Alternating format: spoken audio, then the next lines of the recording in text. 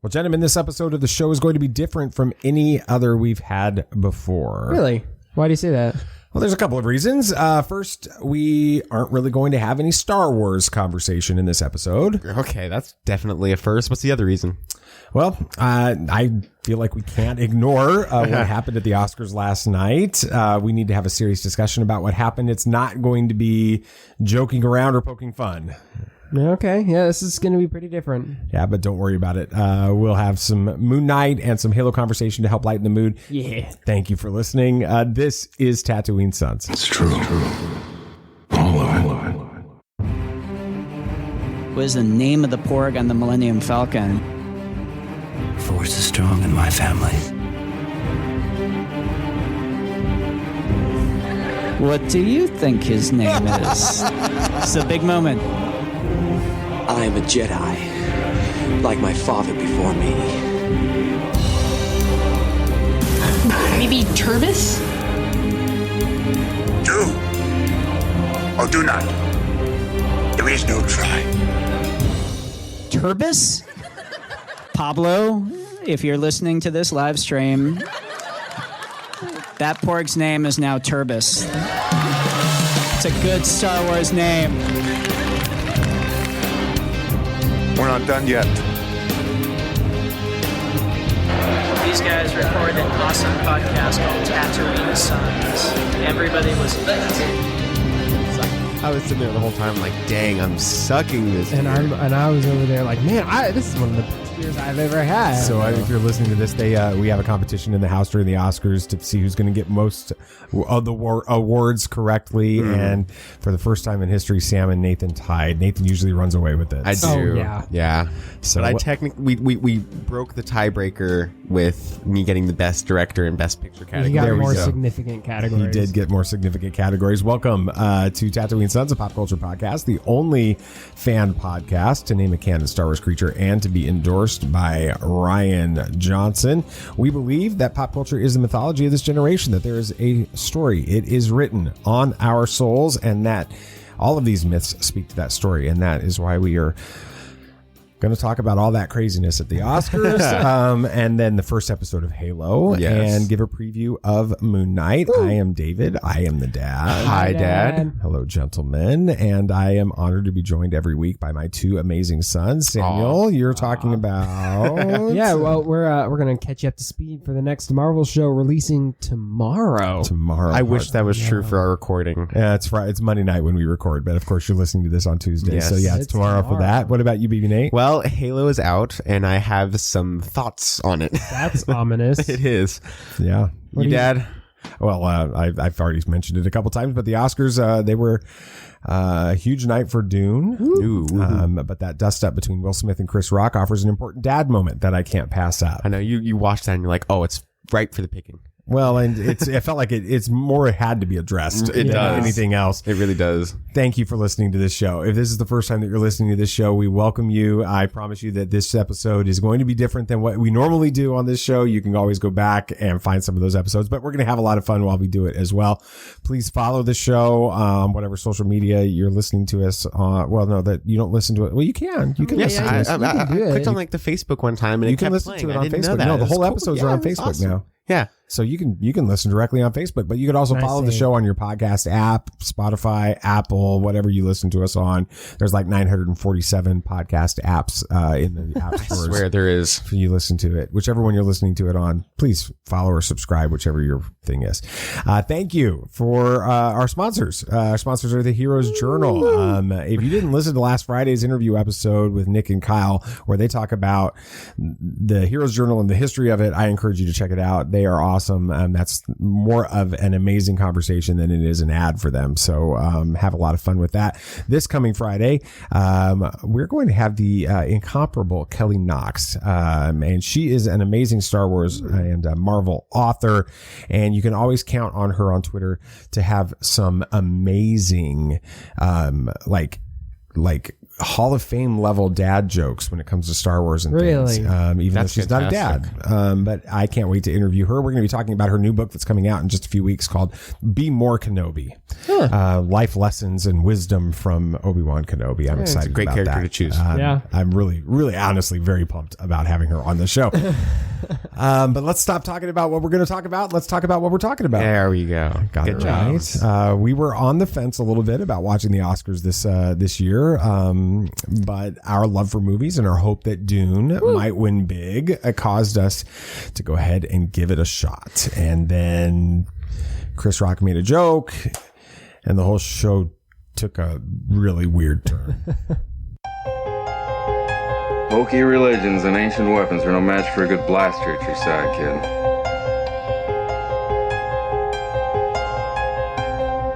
Rebellions are built on hope. Force is with me, and I am with the Force.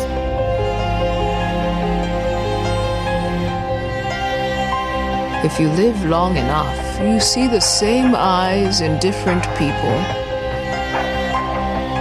I was a little disappointed that we got to hear Amy Schumer give a stand-up routine instead of seeing actual awards given in a couple of spots. Yeah, that was pretty disappointing. It was. We had.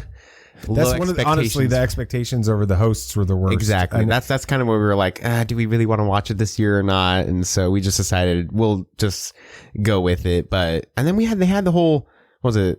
I forget Sykes. I forget her first name. Wanda Sykes. Wanda Sykes. Yeah. You had that whole thing with the Academy Museum. It was completely pointless. Show the actual awards. That's a commercial for the people Honestly, that are behind the awards. So I do think it'd be cool to go see that someday. It would be. That would be like a dream. That's so cool. Yeah. All right, well, let's do this. Let's start with some actual movie conversation before we get into what everybody's probably waiting for us to get to. Anyway, Dune was one of our favorite movies of 2021, and the Academy agreed. Mm-hmm. The film was nominated in 10 categories, including Best Picture, and it won in 6. That's incredible. Including original score, cinematography, sound, visual effects, production, design, and film editing. Samuel L. Hutt, while Dune was critically recognized, is it Dennis or Denny? Do we know? I think it's Denis. Everybody called him Denis in the entire We'll call him Denny. We're going to call him Denny from now on. Denny's, right? Yes. Denny, not Denny's. No, that's different. But they've got good pancakes. But not as good as International House of Pancakes. But that's not even as good as the original Pancake House. But we're getting distracted. Which is IHOP, right? No, the original Pancake House is different than IHOP. I like IHOP Mom's is pancakes. International. I'm confused. All right, Denny Villeneuve was snubbed for Best Director, Sam. Yeah. 100%. How do you feel about that? He wasn't even given a nomination. I don't understand how you can nominate a movie for 10 categories and not include the director in one of those. None of that would have happened had the director not given the movie direction and vision. So it's really weird as to why they didn't decide to do that. I mean, none of the other directors were bad by any means. They were all, deserving of their nominations, but Dennis should have had a shot for what he put out. That movie was critically acclaimed. Obviously, he should get credit for it. So. He should. I agree. I think that it was crazy when I didn't see him get nominated for Best Director. And I mean, even Timothée Chalamet, he didn't get nominated for Best Actor, and he had some fantastic scenes, like the one where they're in the tent, and he's freaking out. Fantastic acting. So I think that the Academy was just a little off on some of the decisions, but as always, they're a little off on some of the decisions. So like the nominations of The Power of the Dog in, I think, 11 categories, and it only won 1. Do we even remember which one it won? I think it was Best Director. Did it win Best Director? I think it won Best Director. Conspiracy. No, all right. BB Nate, you're the sound guy in the family. Okay. What are your thoughts on the Academy awarding the score and sound awards off camera? I know we were joking a little bit about this, but seriously. I was really disappointed when I heard they gave them off camera. That's just it's so sad, because those are some of the most important parts of what makes a film. I mean, you don't have a film without sound, and you don't have a good film without score. I mean, the score is insanely important. And right after I walked out of Dune, I'm like, Hans should get nominated and win Best score for this movie, and he did, and it was great. I'm sad he wasn't even able to accept his tell the story about Oscar. that. We talked a little bit about what happened after the award was given. He wasn't there in LA to accept the award. He was in New Amsterdam, but it was around 2 a.m. and his daughter woke him up and went to a hotel bar and got him one of those fake Oscars and gave it to him at 2 a.m. when she found out that he won. So that was really awesome. I really liked that. That was pretty cool. That was really cool. But yeah, I was really disappointed to hear that they gave those out. And I mean, yeah, I'm sure there are other ones that they could have done off screen. I don't think they should do any of them off screen, really. I agree. At all. But I mean, score and sound are hugely important. Yeah.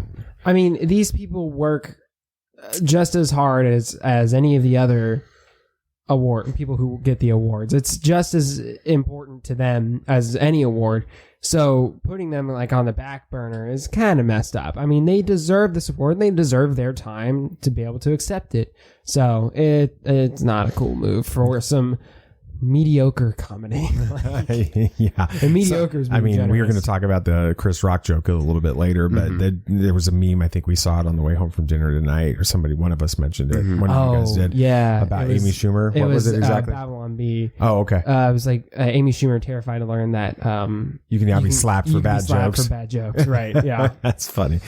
Not really. Okay, we'll get to that in a minute. All right, this year added a couple of unusual twists to the broadcast by having the fan favorite scene in the fan favorite award. Finally bringing in the fans. Cool. I appreciate that in the categories, which is great. What's really interesting is that the Flash scene from Zack Snyder's Justice League won favorite scene, and Army of the Dead, also a Zack Snyder movie, won overall fan favorite. Now, both of these beat No Way Home. So, BB Nate, is this vindication for the Restore the Snyderverse crowd, or is this just more of a sign that the Twitterverse doesn't really matter for the future of Snyder's DCEU? I think that it's a sign that the Snyderverse is still a thing, that there are still people campaigning for it constantly. I don't know.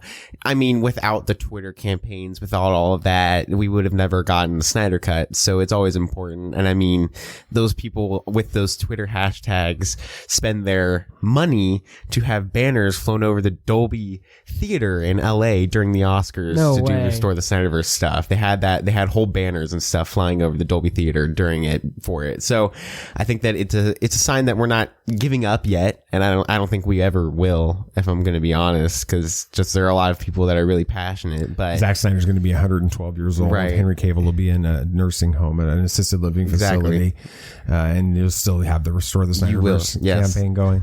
It'll never die. But I think that it was really interesting that Toby Emmerich was at the Oscars, and so he saw that. He saw how much the fans really love these movies, how much the fans really love Zack Snyder, and so it's a sign. And I know he's leaving Warner Media soon, but it's just a sign for the new people coming in too. So that's a good point. Now, Samuel, you're a little less biased about this topic than BB Nate. Just a little bit? A little bit. A lot. Bit. Do you think that what happened with these fan favorite awards, because let's just go ahead and say it. The reason that Army of the Dead won was because they wouldn't allow Zack Snyder's Justice League to get nominated. And so the Restore the Snyderverse people put all of their social media efforts behind Army of the Dead as a tribute or sign for whatever to Zack Snyder. Yes, it was just a tribute to Zack. So. Exactly. So do you, Samuel the Hutt, think that this helps or hurts the Snyderverse? Honestly, I'm not sure either way. I feel like it helps. If nothing else, it's just a sign saying, hey, I mean, we've got some pull. You know, obviously they do. They caused this whole thing to happen. We know how powerful Twitter pushes are. Turbis and all of that Turbis came is out canon. of Twitter. This is true. Twitter pushes too. So I think it definitely helps, and it's really, really cool to see that they, in some way, had an impact beyond just the making the movie. So I think there is credence to creating the Snyderverse, and with like what you said, Nate, with the new people coming in, it could very well happen. The people who are all pushing against it for whatever reason aren't going to be there anymore, and seeing that clearly the fans want it. I mean, they pushed for a movie that wasn't even just because it had that director's name on it, should show Warner Brothers, hey, these people, we want more. Please give us more. So I think it helps. It almost seems foolish at this point to not allow them to happen. And financially, it's like it's like you are harming yourself financially, because you know that the moment that a Justice League 2 or whatever comes out, or the Man of Tomorrow or Ben Affleck's Batman, is that one that was potentially any of those come out, it's automatically going to be a major hit. Yep. If they want to put it on HBO Max, that's fine, but they're hurting themselves financially. I mean, it's like if somebody walked up to you and handed you a pile of cash and said, all you got to do to take this is swallow some pride and admit you were wrong.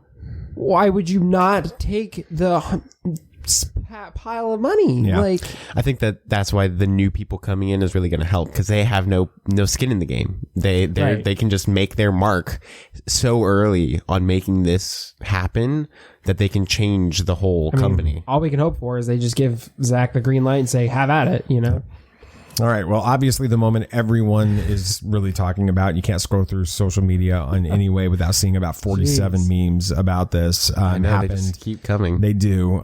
They happened when Chris Rock made a joke regarding Jada Pinkett Smith's hair. And Will Smith took enough offense that he walked up on stage, slapped Chris Rock, and told him to keep his wife's name out of his mouth. So a little more tame. Yeah, well, this is a family-friendly show. All right.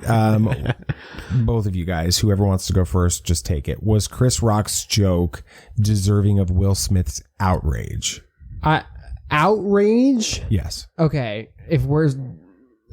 not his what he did. Okay. His anger, his outrage regarding what was said. I think so. I think it wasn't a right joke. I mean, making fun and poking fun at people is just kind of part of comedy. But the thing is he wasn't just, she didn't just shave her head to shave her head. We learned that she has alopecia. She can't help having a shaved head at that point. She's losing her hair. She can't control that. And that's a line where you don't cross that. It's just not something you do. So Will Smith had a right to be upset with what Chris said. Whether he knew it, what Chris knew about that or not, is a different, story. Because we didn't know that she had alopecia until we looked it up later, or found out about it later. But with that knowledge, yes, I think Will Smith had every right to be upset. Yeah, I agree. I think that Chris Rock didn't make a tasteful joke. It was obviously not one cleared by his publicists or any of the people during the rehearsal, because he came up with it on the spot, is what we're learning. So it was improvised, and so it wasn't cleared, and it was a wrong joke. It didn't have a place in that field. I think that Will Smith had every right to be frustrated about it, because that's just something you don't do. And when it's your wife, that hits a little closer to home too. Absolutely. So I think that he had every right to be frustrated. Okay. So now that we've kind of addressed the joke and Will Smith's right as a husband to be offended and angry by this joke, the question then comes down to, were Will Smith's actions the right way to deal with his outrage, his feelings? No. There are a lot of other things he could have done to resolve the situation. He still could have gone up on stage, but vocally voiced his opinions and vocally voiced the wrong in it. He could have just stayed in his seat and said to not do that. He could have just waited until a commercial break and then approached Chris Rock and let him know that wasn't right, or anything. There are so many things that he could have done that were different from going up on stage and slapping him. I think that what happened was not respectful. It was an outrage, and honestly, it made Will Smith look worse because of it. And so, yeah. No, what he did was absolutely too far and immature in a way. I think part of it is it's an overreaction, because if you watch the clip, he initially laughs at the joke, and then upon seeing his wife's reaction to it, not liking the joke, he gets frustrated, and it was probably an overcompensation on his part as well. Not excusing what he did by any means. like Nathan said, he should have handled it in a much more restrained manner, either coming up to Chris afterwards and explaining, or, I mean, really doing anything while the show's filming is immature and kind of almost selfish. He knows he's on live television in front of millions of people at home, and then all of Hollywood's most influential people for the most part. So doing anything that publicly is pretty selfish. So he should have dealt with it. He should have confronted Chris Rock by every means, but not in such a public way, and certainly not with violence in this case. That's just not going to help anything at this point. Okay. Well, I think this is the moment that I've been waiting for. So let's have a dad moment here. I am your father. All right, from a husband and a father's perspective, I couldn't help but watch the aftermath of the slap and see a man who was broken. He sat in the audience trying to laugh and smile, but you can't watch Will Smith in those moments the rest of that show and not see a man that looks defeated. Mm-hmm. And then he gets up to make his acceptance speech, and he sounds like a man who desperately wants to have hope in his life, but he hasn't got any. He talks of love immediately after lashing out in anger. And in having a little space to think what through Will Smith must have been going through over the past few years, I can't help but believe that he is a man who was publicly humiliated by his own wife in front of millions of people, and he's living in a marriage that is the exact opposite of what the Bible and humanity's own experience tells us is right. He lives in what's called an open marriage, and I am of the conviction, I was going to say opinion, and that's not strong enough. I'm of the conviction that an open marriage isn't a marriage. It's the exact opposite of it. And Will feels the need to put on this brave face, to act like he's so enlightened, while every day he feels betrayed and publicly shamed. What Will Smith did was wrong. But we should spend less time looking at what happened on Sunday night at the Oscars and consider how his personal life set him on a course to become triggered by a tasteless but seemingly benign joke. Yes, Will Smith needs to take stock today, but it has a lot more to do with everything else that's going on in his life and in his family than it has to do with the overreaction to a stupid joke. And that's all I'm going to say about the Oscars now. All right. After all is said and done, I can't help but wonder if the tweet I saw Sunday night from Joseph Scrimshaw at Force Center Podcast isn't a bit prophetic. He said, well, it was a really fun way to watch the last live Oscars ever. So we'll see if that comes true. Let's talk about some clickbait that's literally clickbait, not just, crazy stories about Oscars and things like that. Epic Stream is claiming that Wolverine has been recast in the MCU. Yeah, we've heard this one.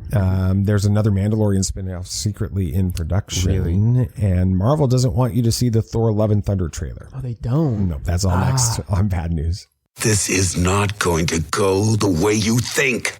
All right, let's talk about dragons for a bit. Ooh, like dragons. Smaug? Like Smaug. No, different kinds of dragons. One of the really important things about the Hero's Journal is that it takes real life into consideration. A big part of that is this idea of dragons. These are those mythical beasts that come after you, trying to stop you on your journey. So, gentlemen, what are some of the dragons that you're facing on your quest? Oh, for me, it sounds like a really weird and kind of silly one, but backstory, I'm a night owl, 100% a night owl. I can stay up late, no issues, but getting up early is an issue for me. And one of the things that has been a constant issue when I write down my threats in the morning, this is almost always on the list, it's staying up too late. Because a lot of the things I do to further my quest happen at the end of my day, reading my Bible, reading other books, exercising, things like that. And when I stay up too late, not necessarily doing like fun things like playing games, even just doing homework and stuff, it pushes it because I still have to get up early in the morning for school or now my internship. Woo! So, staying up too late hurts me bad. So it's really tough. That's one of those dragons I've been facing for a while. Any dragons from you, BB Nate? Dragons. I mean, since I don't have a quest yet, that's still in consideration. But I mean, of course, it's just me. It's my mind. It's the constant. It's the Tao. That's a big thing of it. And so, that's always I think I've put that as a threat every single day. And so that's a big thing of it. So I think that's one thing that you could always put there. Yeah, for sure. I've been dealing with a lot. We don't talk a lot about my medical situation on the show because it's really not relevant to anything we talk about on here, but it is a dragon. So we'll talk about that. 14 years ago, I was diagnosed with type 2 diabetes.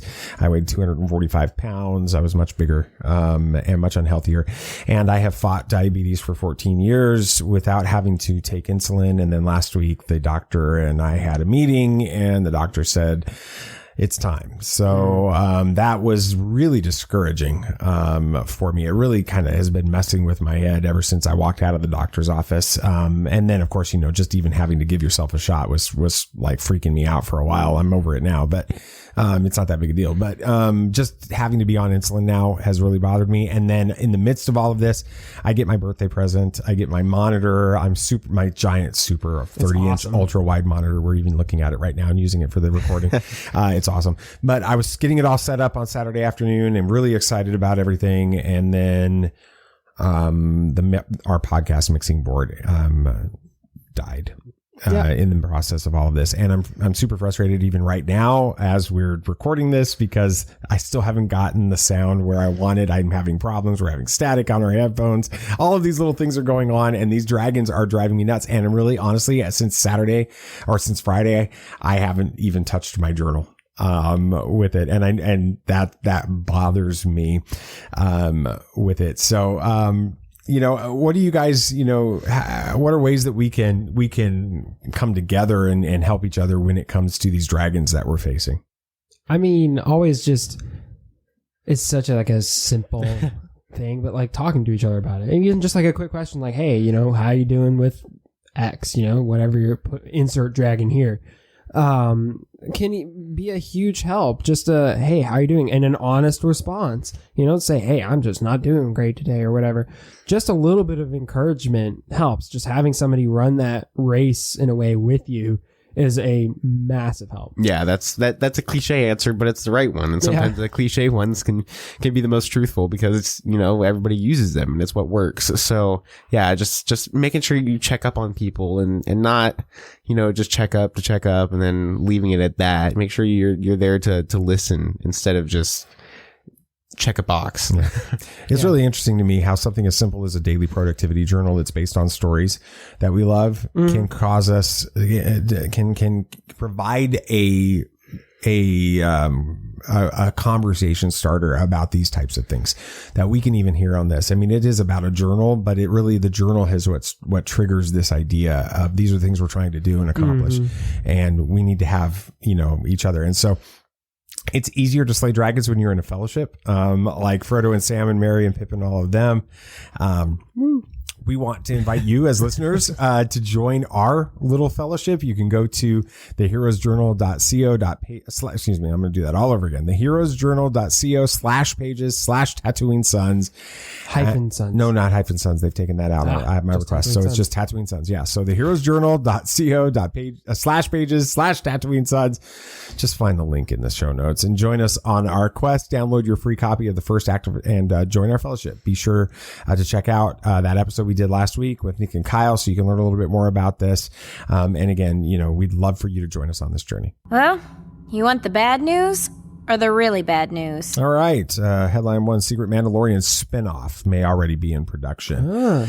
In a classic case of the clickbait website Who Cried Wolf, we apparently missed a major gaffe reported by Inside the Magic all the way back in January. The story goes that Ming-Na Wen, plays Fennec Shand in The Mandalorian, took to Twitter congratulating Katie Sackhoff for her new The Mandalorian spin-off series featuring Bo-Katan. Ming-Na Wen's tweet said, "Woohoo! Thrilled for you, Katie Sackhoff. Congrats, girl. Hashtag Bo-Katan. Hashtag Star Wars." And then she quickly deleted the tweets. So now Bespin Bulletin is reporting that this series is already in production. All right. So, not sure whether or not it's a real thing or not. But this headline, got me to click. But since it's an interesting story and it seems to be based somewhat in fact, I'm going to just go ahead and give it a clickbait level of 5. Yeah, that's fair. Yeah. All right, Sam. Marvel is actually holding the Thor 4 trailer hostage. Wow. How do you hold a trailer hostage? However, usually hold somebody Marvel's hostage doing in a trailer, or you could. I mean, you could. Yeah, that got dark. All right. While this headline from Inside the Magic would suggest that there's some like sinister plot or even an internal battle over the release for the trailer of Thor: Love and Thunder, that's not exactly what the actual article lays out. In fact, all the article does is speculate when a trailer might or might not be released, along with reasons why. In short, they don't have any information about anything. So this gets a clickbait level 8. Clickbait 8. And VB Nate. Yes, MCU fans react to Pablo Schreiber's Wolverine casting revelation. It's a revelation. I didn't hear about is. this. Me neither. One of the most important skills in writing a clickbait headline is being able to word it in just such a way that the headline proves true while suggesting something much more sensational. Now, this headline from epicstream.com is a great example of that. It suggests that Pablo Schreiber, who plays Master Chief in Paramount Plus's Halo series, which we'll get into a little bit later, has been revealed to be cast as Wolverine in the MCU. In fact, the revelation is only that Pablo has stated that he's had conversations with Marvel about this. Good job with the clickbait. Yeah. This gives it a level 8. It's like you got to give him credit, even though we don't like it. It's legit. It got me to click too. Yeah, So that's usually my test is when I read it, I'm like, do I want to click? And then do I not want to click at the same time? Because I know what it is. Right. That's what's going on. Mm-hmm. So, all right. Sam? That's me. It's you. It's me. All right. With the release of Marvel's Moon Knight just one more moon away, we're going to go over everything you need to know going into this next series. Be on your guard. There are older and fouler things than orcs in the deep places of the world. All right, then, keep your secrets.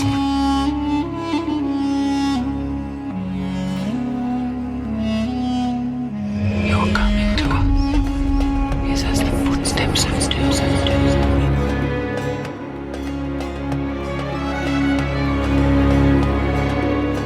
There are many magic rings in this world, Bilbo Baggins, and none of them should be used lightly. One thing that I think some people know is you don't actually have to have seen any of the MCU to be able to follow this next series. Yeah, kind of explain what you mean by that. Yeah, I mean, the director himself has said that he's trying to keep it pretty distanced from the MCU as far as like bringing in other characters and stuff, and they don't even really talk about the blip or any of that. So it's really it's kind of just its own story. It's in a lot of ways it could be an entry point for people to come back into Marvel. Honestly, if they aren't a part of it. It's set in London too, so it's not like there's been established stories. Eternals is in London. I've heard people say that you probably should go back and watch Eternals before Moon Knight, but I don't think you will. I don't think so. So I think it's pretty set as is. But anyway, let's get right into it. First thing you need to know about Moon Knight is probably his comic background, where he's got his start. First, I'm going to give thanks to The Ringer for helping this segment. An awesome site, awesome podcast. Yeah. The Ringer Network is awesome. Yeah, I use their site for pretty much the whole thing. So thank you for making my life easy. But this character was actually introduced back in 1975 in Werewolf by Night. And he was just a mercenary who had a thing for theatrics with the moon, and he was just pitted against the titular character, and it was about a 2-issue. The werewolf. Okay. Right. And that was about it for a while. And then in 1980... So Moon Knight is as old as your dad. Wow. Huh. Interesting. Maybe I'm Moon Knight. No. I could be. I wouldn't know it if I was. That's true. Because I would have disassociated. I think we would know. Personality disorder. I think we would know. Okay. Probably. Right. Well, and then in 1980, he got his first solo comic run, at which point his backstory was expanded. And this is, I'm paraphrasing here from their website. The mercenary's new roots extend to the deserts of Egypt, where he dies at the hands of another mercenary and eventual nemesis, Raoul Bushman. I'm wondering if that name's going to show up in the series. After attempting to save an archaeologist at the dig site that their crew is about to ransack, but then Spectre is resurrected in the tomb of Khonshu. I looked up how to pronounce it. So I'm good now. Khonshu. The Egyptian moon god, and he awakens with a new purpose, borrowing a white cloak from the tomb to become the Fist of Khonshu, a knight for the vengeful god. Along with the new MoonKnight persona, Spectre also adopts a couple of other identities to help serve his new god and defend the innocent. Millionaire Stephen Grant and the cab driver Jake Lockley. Now, we know Stephen Grant is Mr. Knight. Is that correct? No. Oh, okay. So I will get into that here in a second. But okay, so who's the character that we've been seeing in the trailers? The one that's British? Mark That Spector. is Stephen Grant, and they actually adjusted it a bit. He's not this millionaire that we've seen in the comics before. He is actually just this kind of your run-of-the-mill person who's just working at a museum. So they have changed that a bit, but that's the persona we're experiencing this through. So they're taking away the Bruce Wayne element of Moon Knight. Yes. Mm-hmm. Yeah. But that's not his.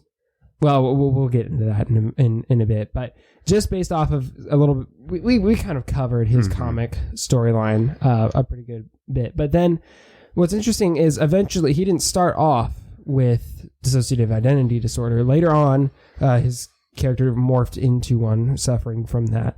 And his alter egos that we discussed, Stephen Grant and the cab driver and stuff, became different personalities along with MoonKnight. MoonKnight is actually a different personality as well, along with this is a much newer thing, Mr. Knight, which we've seen in some of he's wearing the suit and stuff. Yeah, he's so really cool looking. It's unreal. In the comics, Mr. Knight is actually more of like a detective than anything. Okay. So less the beat 'em up and more the detective side of Batman. So it's kind of like they're taking the elements of Batman and splitting him apart, if you want to make that splitting Batman's personality into making it Moon Knight. Yeah, kind of interesting. Anyway. Okay. Now the whole dissociative identity disorder thing was actually handled pretty insensitively in the comics for a while, up until this one run. I don't remember whose run it was, but it was back in 2016 where they really handled the situation well and delved into it with some maturity in a way.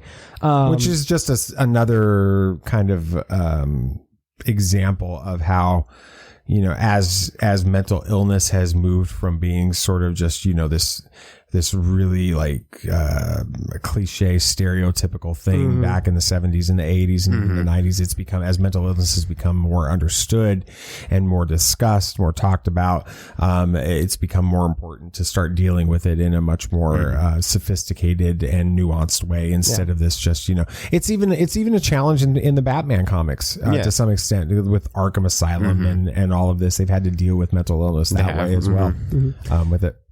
Based off of this, do you think that obviously the dissociative identity disorder is a main point in this show, if you can tell that from the trailers, but do you think that they're going to handle this respectfully and tastefully, or what vibes do you get from it? I'm sure they will. I don't think that they would have any reason not to. I think that it's such a big part, and I think the director knows that, and I think he wants to handle it correctly. And I don't think that the MCU would be too happy with them handling it wrong. I think that he's been hired to direct this series for a reason, and so I think that he'll do a great job with it. I really do. I do agree. I think that they know that this is a sensitive issue and it should be handled effectively. And comic books have learned how to address issues much more sensitively, and the Marvel universe has made those attempts to do that as well. And I'm confident that this one will handle it in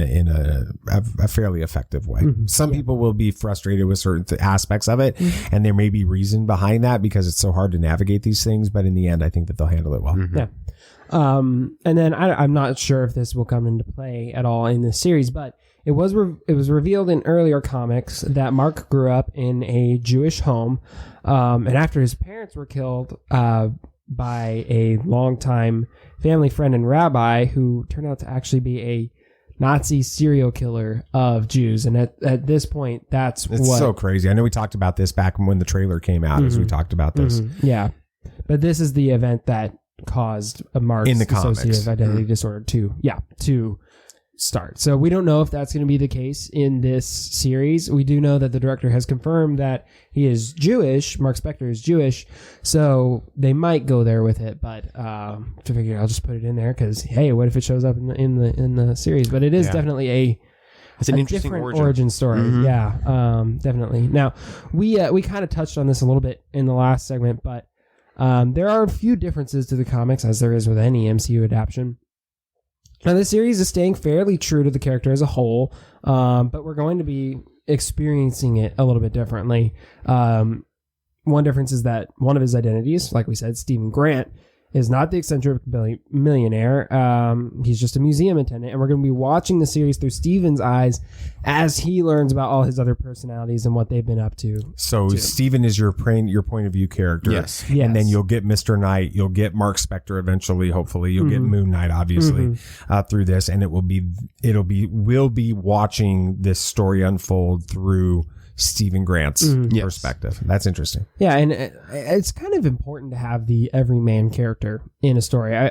We were watching Halo the other day. I'm not sure if you touched on this. I might be stepping on your toes here a little bit. But the insurgent is your everyman. Obviously, it's hard to relate to a battle-hardened superhero or super soldier, but just a kid, you can follow that. Mark's Stephen Grant, he's just a normal dude going to work his 9 to 5 and is wondering why he can't sleep. We can relate to that better. It'd be hard to relate to a millionaire, except they do it with Batman. But that's just great. But what's interesting? Do you think we see his third personality, the cab driver, the Jack character? That might be a little thing at the end, but I don't think so. I don't think we see that as much. It's like they merged Stephen Grant and his character together, with the normal 9 to 5 working every day kind of character, and they just took the name. Because I mean, it would be weird for them to have that kind of a personality in there. I don't think it would work.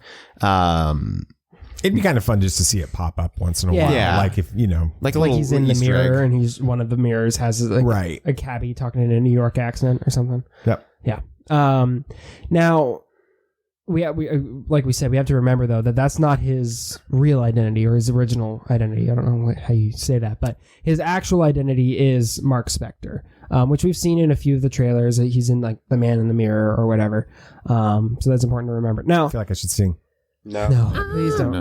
The man in the mirror. Hey, Sorry. Don't step on my song. I wasn't trying to, but it worked. So maybe I'll remember that for future. But now the villain we don't really know a whole lot about, and there's not even a whole lot about him in the comics. The name is Arthur Harrow, and he appeared back in the 1980s, and he served as little more than your run-of-the-mill mad scientist. Now, for this Disney Plus series, he's kind of morphed into more of like a religious zealot and the cult leader who the director, is it Ethan Hawke? He described him as being based off of David. Well, Ethan Hawke is an actor. That's what I'm saying. Yes, yeah. You said director.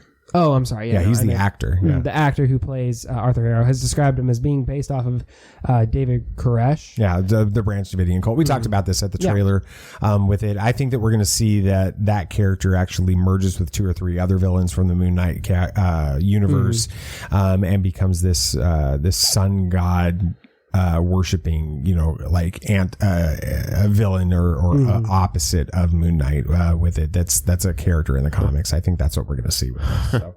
Yeah, no, we've gotten. I'm just hearing this and I'm just relating him to Spectre from DC Comics. I mean, the character, he's practically the same. Spectre was killed.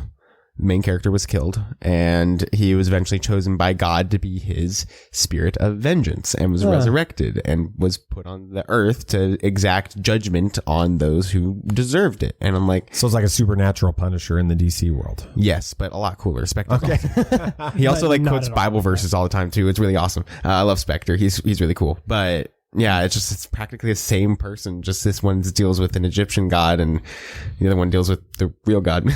Wow. Interesting. Yeah. Now, let's go into who's actually playing who. Now, obviously, Oscar Isaac, Poe Dameron. Yeah. He was in Dune. He was. He's playing Mark Spector and all the other people that come out of that.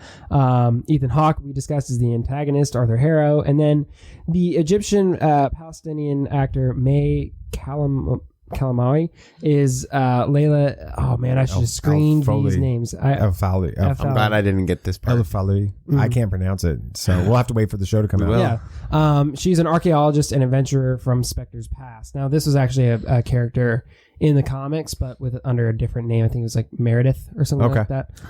So they're bringing in that character, which will be interesting. What are y'all thoughts on that? Bringing in this character that is from his past, but not a past that this character Stephen Grant remembers. It's going to be a little bit of a way to fill us in on all the stuff that happened before. It's going to be a great way. It's going to be, I have a feeling, a lot of exposition, but I think that it'll work well if they do it correctly. If you'll be getting the backstory, you'll be as confused, but you'll be learning more and more with Stephen and what's going on through her. She's going to be kind of the guiding light through it.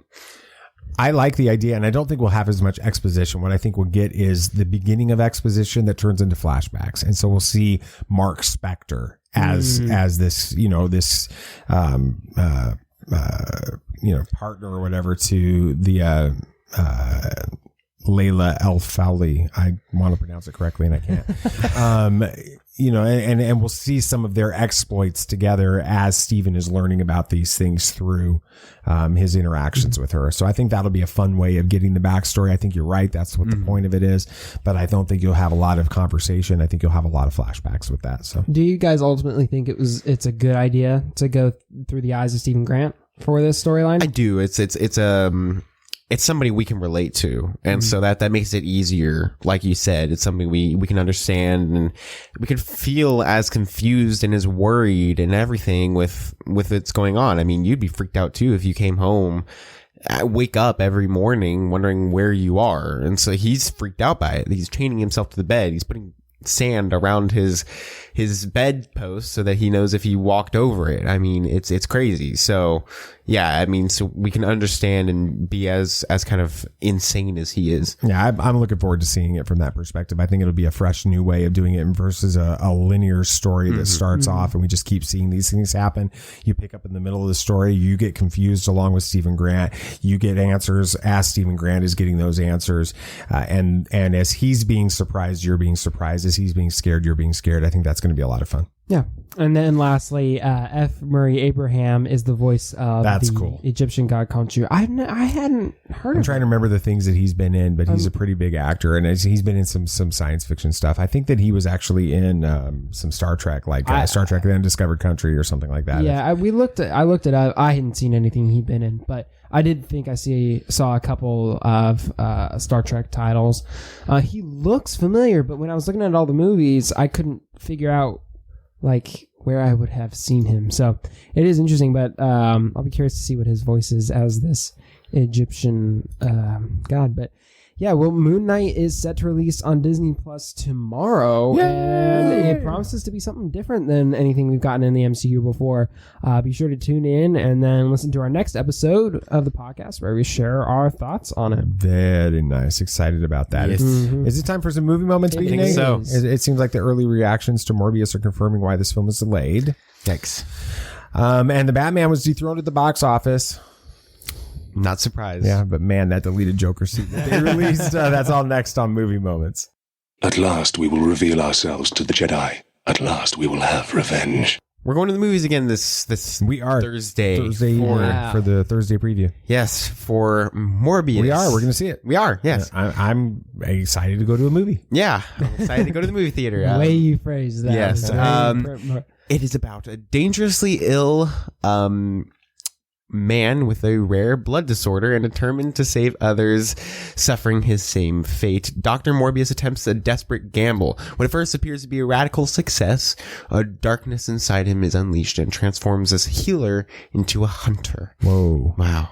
Yes. The director is Daniel Espinosa. Yes. And the cast is Jared Leto, Tyrese Gibson, Matt Smith, and Michael Keaton. The studio is Sony, and it is rated PG-13 for intense sequences of violence, some frightening images, and brief, strong language. And we're going to see it. Yes, sir. And we'll tell you what we think. We'll be happy to go to a movie. It was delayed since January, and I think we know why. All right. Yes, there were no new trailers, but we got something better than a trailer, in my opinion. We got the deleted Joker scene from The Batman. Yeah, that was crazy. I was scrolling on, we were in Burger King, and I was scrolling on Facebook, and I saw that the Raw Lotta website was updated. The DC Comics and all that stuff, and the Batman Facebook page and everything was like teasing it, and it was with Joker. I'm like, all right, so I'll go there. And they had riddles, and I solved the 3 of them, and I saw that. I was like, they actually dropped the whole scene, and I was super excited. And then we couldn't watch it because Sam had to go to work some college stuff. So we had to wait until that night, and it was fantastic. I love Barry Keoghan as Joker. He did a fantastic job in this universe, and I cannot wait to hopefully see more of him. Oh yeah, I mean, it sucked having to wait all day to watch it. I'm sorry I made you all wait so long, but I was waiting too.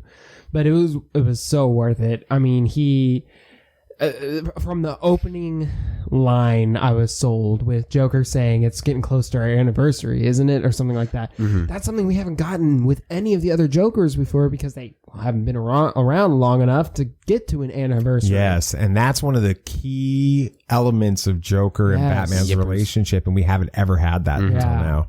Yeah, and then his look, obviously everybody's talking about it. Yeah, talk about that, BB, because you saw him in the first time we see the movie. Yes. You immediately began to compare him with something in the comics, right? Yes, I compared him to Lee Bermejo's Joker from the Joker comic series that came out a few years ago. When we saw the Tuesday preview IMAX special screening. Right as I saw it, he was shadowed. I saw him for like 0.2 seconds. He's not on the screen all that long and you can barely see it, but I'm like, that looks exactly like Lee Bermejo's Joker, at least a lot like it. And now that I see him more, I'm like, it's a mix between that and the Death of the Family Joker. And didn't the concept art, didn't it reference Lee Bermejo? Lee Bermejo actually dropped a picture that he did for this Joker, and so it was fantastic. It was a great piece of art. He's an amazing artist, probably cool. One of our best comic artists this year. I'll say it's just about the only Joker that's made me like uncomfortable to look at. Cringy. And kind of like I'm not scared of clowns, but if that clown came up to me in a dark alley, I'd be freaked out. That isn't a clown. That's a demented serial killer with a smile on his face. Well, that's true. That now has a paperclip. The director said that he's not Joker yet,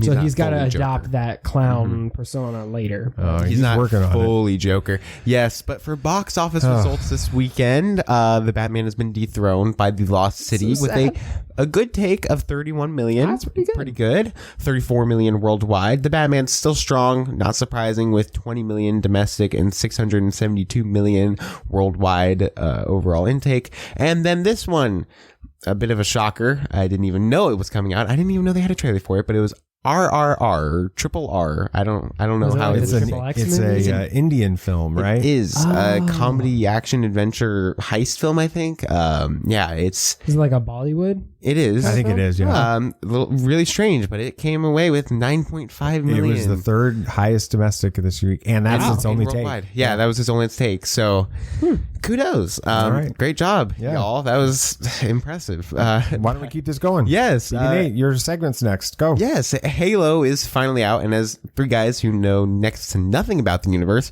it was an interesting watch for sure. So let's get into that. Have you ever danced with the devil in the pale moonlight? Yeah, I can fly.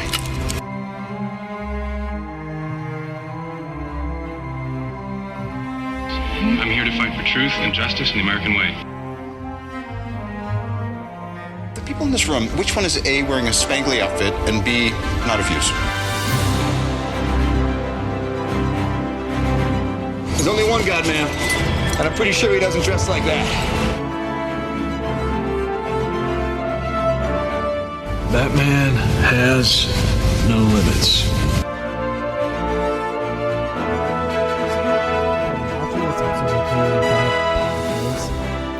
Yeah, I mean, I've kind of always been interested in games, but now after watching this, I understand that the character's cool. Master Chief's is cool, but I like it. I like the universe that it's set in. I know that it's different in the show than it is in the games, but yeah, it makes me very interested in playing the games. No, yeah. I don't play video games. Yeah, you don't play video games ever, so I'd be down to play it. We just have to get it on the Jedi Fallen Order yet. We'd have to just get it on the original Xbox. That's how old it is. I'm sure they'll re-release it somehow. They soon, did, but we don't have the console to support it. But Halo Episode 1. Now let's go with this first. What did we like? I guess I'll take this first. I really liked how quickly this episode moved for its length. It was an hour long, yet it never felt boring. There were no parts where I was just kind of falling asleep.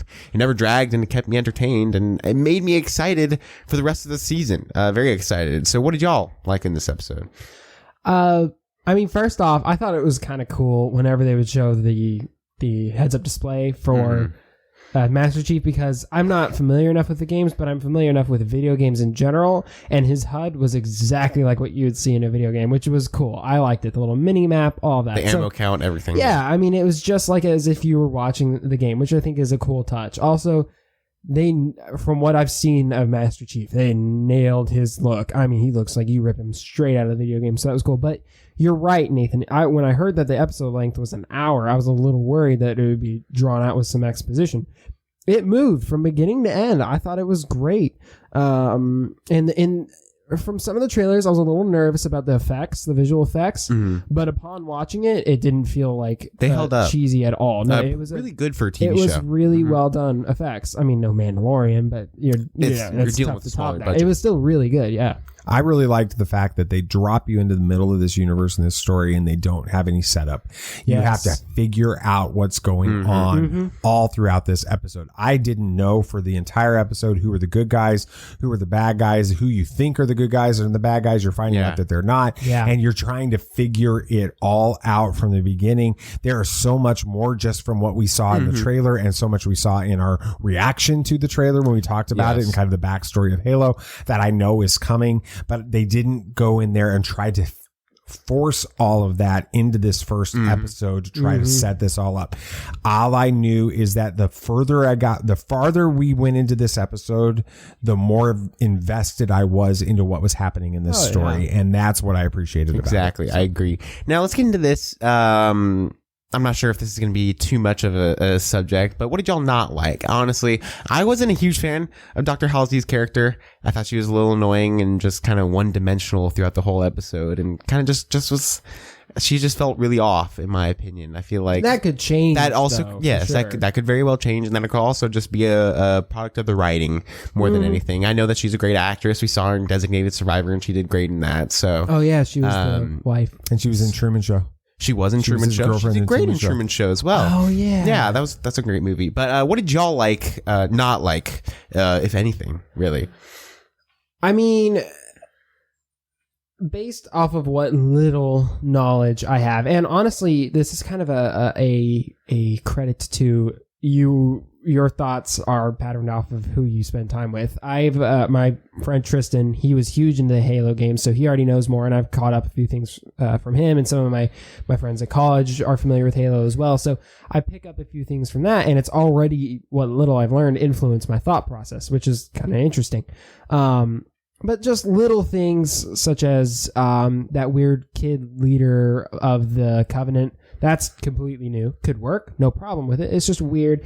And then the more I've thought about it, the more I'm okay with it. But at first, Master Chief removing the helmet was I go, whoa. I can't. Yeah, I knew that was a controversy as soon as it happened. I knew enough about Halo to know that was because you've never seen his face in the games from what I've heard. He's just kind of this faceless character. Also, I know the voice is different, but I mean, it works well. We have no exposure to it, so we're not having to get used to it. So that was a little weird, but upon thinking about it more and more, the more I realized, okay, it makes sense as to why he had to do it. It makes sense in terms of a TV show as well. It'd be different. It's one thing for a video game. It's a whole nother thing for a TV show. So I think it works well. And I'm glad they didn't drag it out too far to where it's almost like a rehash of The Mandalorian or something too. I mean, we kind of all expected it to happen anyway. I'm glad they got it out of the way now. It's over.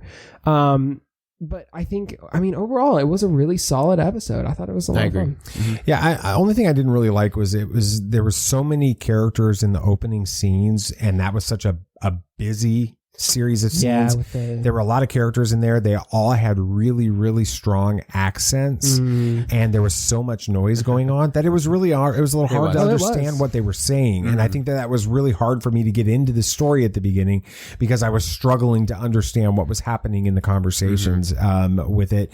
And I also did feel like some of the CGI, especially in the opening scenes, some of the characters didn't look real to me. The elite was pretty. They were pretty bad at some points, but overall the Spartans had either the effects of their suits were fantastic, and if they were CGI, it was hard to tell which was what. So that was really well done. And now, I guess what surprised us of this show, I honestly thought that the action in it was really good, really well done. The choreography and everything, it kept me on my toes. And I also liked the world building it had. And most of the characters were really interesting, and it set up a good series that I would be interested in. Now, what surprised y'all overall? I mean, it was like I mentioned before, it was better effects than I thought it would be. And that was surprising. But also, it already has a more depth to the story than I thought it would. I mean, like you said, Dad, it drops you in the middle of a story, which I like that. You know, jumping in and then having to ramp up the story is kind of annoying. We're dropped into the middle of a war. There's rebels and there's the Empire in a way, which is actually kind of the good guys, but not really. We're not quite sure. Like you said, everything's got depth, and you can tell that there's a lot more to this world that we just haven't seen because we haven't gotten there yet. That's a sign of good world building. Like Star Wars, they reference little things here and there all the time that, you know, is explored decades later, but it adds to the world building. Same with Lord of the Rings. There's just tons of world building. So knowing that there's more to this universe that we haven't seen yet is already exciting enough. And then, I mean, I wasn't expecting to see other Spartans. They are all called Spartans, right? Yeah. Which I thought was cool. It kind of felt like, almost like Clone Force 99 a little bit. Yeah, it did. Yes. You're right. But it's another reference to video games. You've got classes in video games. You had your heavy, you had your sniper, you had your scout, you had your assault. And it was cool that they brought that in, but in a subtle and way that worked. So overall, I was just surprised about how much I enjoyed it, I guess is a good way to put it. I did not see the twist coming at the end of the first episode where he basically goes rogue. I had no idea that was part of the story. Yeah, that's true. Did you guys know that was kind of the basis of the I don't story? even know if that is a part of the story normally. All I know is that was like, okay, now I'm intrigued. I want to see what happens with this. And then the other Spartans being told to defend him, capture him, but defend him. That makes Halsey a better character too. That does that right there. With it. So yeah, that was what surprised me the most. I agree. Now, I guess rating of 1 to 10 weird artifacts. What did y'all think of the episode? Crazy supernatural artifacts. I'll give it a 7. Okay, you? I was gonna give it a 7.5. Yeah, I'll agree. I'll go with that too. It was. I definitely want to see more. Yes, I really enjoyed the episode overall, and I'm actually excited for the rest of the season and what is coming to unfold. Now, tune in to episode 2 this Thursday. So it's a weekly release, huh? It is. Yes. Right. Very nice. All right, gentlemen. Anything else you guys want to talk about? Anything else? Yeah, a Nova MCU project is being developed with MoonKnight writer Sabir Pirzada. Yeah. All right. Which is cool. I saw this headline. I'm going to be honest. I thought it was clickbait at first, but upon learning that it is not clickbait, that is very exciting because that's a cool character. I don't know much about Nova, so you guys have to fill me in with that. He's part of the Nova Corps, if you wouldn't believe it. Yeah. Well, I figured that. I know, anyway. Right? The Batman topples Batman v Superman, Dawn of Justice, Suicide Squad, and Justice League at the domestic box office. Very nice. Yes, it's about to topple Man of Steel if it hasn't already. Wow. Yes. Very good. There's a new Star Wars book that's coming out. The story of Luke Skywalker and Lando Calrissian after Return of the Jedi. Searching for that guy from OG, yes. And it's going to change Luke Skywalker's story in a pretty canon-shaking way, including interaction with Anakin Skywalker's Force Ghost. All right, I might have to pick up this book.